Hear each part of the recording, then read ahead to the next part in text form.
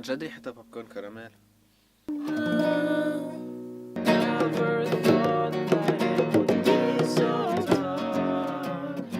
Hey guys, we're Runaway Jacks, and 2 days ago you submitted your questions to us on Instagram, and we are going to answer them in this video. Question 1. What stylistical changes have you made to your older sound when making new music? All we can say is that you can wait and see, but we're staying faithful to rock and to our original personality, but we're shifting towards... You're not going to be disappointed. Right? I want to say, but we can't say. We just want to keep it a surprise. What we can say is that it's a big change. But it's not the kind of change that's going to make you go, oh, come on, guys, you know? Yeah. Like, yeah, guys! You're going to be like, yeah! What are your views on political insinuations / Marxist propaganda in Hannah Montana songs? Why doesn't Daniel cut his hair? He looks like a hobo. Because live, it's awesome. Because I like my hair. Mo, who's your favorite guitarist? Nick Jonas. I mean, his latest solo in the Grammys has been the single most impactful thing I've ever heard throughout my life. It's just so profound, it just hits the internal G-string inside of me. But to answer it seriously though, lately I kind of forgot about guitar because I'm focusing much more on composition, production, other instruments, music as a whole, simply because we're writing our second album right now. But it's taken its toll on my brain in terms of writing because I lack theory. So I went into it recently again. Who's your favorite band?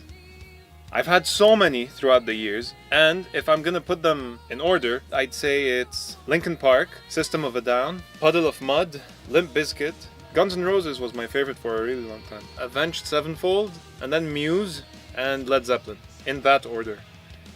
Favorite bands in order of impact on me as a musician, I would have to say number 1, Bullet for My Valentine. Number 2, I think Trivium. Number 3, Avenged Sevenfold. I think number 4 is Nightwish. Number 5, Alter Bridge. Currently, I love Polyphia, David Maximicic. So these kinds of underground progressive artists. What are your most nostalgic albums? Come Clean by Puddle of Mud. Scream Aim Fire, Bullet for My Valentine. Meteora by Linkin Park. Nightwish, Imaginarium. Chocolate Starfish and the Hot Dog Flavored Water by Limp Bizkit. Nostalgia for me is rooted mostly in metalcore, so it would also have to be from Bullet for My Valentine, The Poison. And Appetite for Destruction by Guns N' Roses, but kind of later years, like I was 14 when I discovered it and my mind was blown. And Toxicity by the System of a Down. For me, a huge one too was This War Is Ours by Escape the Fate. The song that is called This War Is Ours starts with a sweeping pattern, and I remember spending 2 weeks learning that day and night for like 9 hours a day, and I was just going ballistic happy when I could do it, basically. Does the thought that death is inevitable cripple you every day? Yes, but not anymore. How do you think each of you are gonna die? Heart attack. Dark fans. Heart attack? Why? So stress? Most probably because of... I don't know if you can die from obsession. Like, I think we would be writing our 56th album, and I'd be like stuck on one part, and I'd be like obsessing over it for 3 months. Then you forget to eat. Losing my family and my friends and my will to live and my sight and my sense of smelling. Yeah. And this is how I would die, I think. Who has the higher alcohol tolerance? Who's the highest alcohol tolerance? Who has the higher alcohol tolerance? Donna. What did you study at university? My first 4 years were nuclear chemistry, and the ones... Why are you laughing? These were... The word nuclear. business management. And I studied TV film production.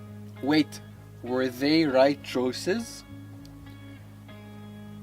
No! They were the biggest mistakes I think your mistake was hospitality. Yeah, I started off with hospitality management, and it was the worst thing I've ever done. Yeah. And then I went into TV film production, and it wasn't a mistake, it was just I was stupid to not do what I'm absolutely in love with from the beginning. And so I just came back from Canada after studying music production.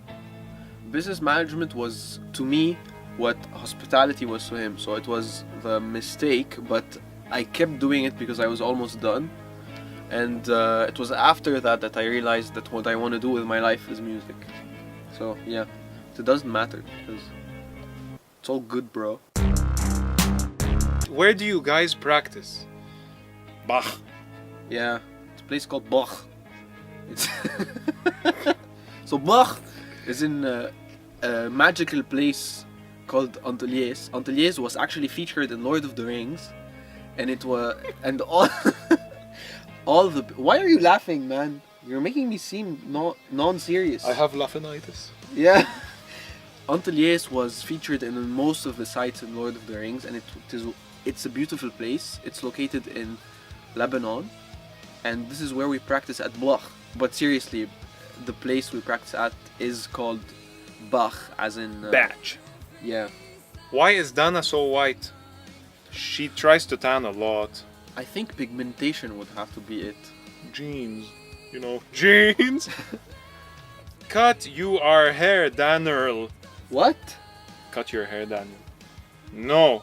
When is the second album coming out? It's terrifying to ask an artist this because it's something that you obsess over so much and you want it to be so perfect and so amazing and you want it to surpass the last one. So it's a terrifying thing to begin with, to approach something so vast and big, such a big task when you're such a perfectionist. It's terrifying, but we do hope to release by December of 2019. Yep, December in 2032. We have a deadline for ourselves and it's December 2019, but we're trying to make a perfect set of songs. Yep. So we might go over that date, especially because we're self-producing, we're recording and we're mixing and we're editing and we're doing everything. And if it's late, it's only because it's gonna be more amazing. Exactly. If it's later than December 2019, it means it's gonna be more amazing than December 2019. What are you working on right now? Right now, I think we just finished the first song, instrumentally. Yes. We're gonna work on the lyrics and the vocal melodies for that one. Then we're gonna finish, I guess, recording the demo for it, brainstorming a bit more on that. That was a song you wrote. But normally how we go about it is when I write a song and I present it to the table, like he has to suggest his changes, and when he does, I have to suggest my changes. So I think the next one is one of my songs, and this is what we're focusing on right now. How do you survive 2019 with such a saturated market of artists and all the difficulties? I think with YouTube, with social media, with all of those advantageous tools that we have, we would be stupid to think that we have no chance because we're basically exposed to everyone and anyone. It's simply up to us to be good enough for people to like us and give us a career. I don't know, what do you think? I think that, as you said, with the internet, this is like what we rely on right now.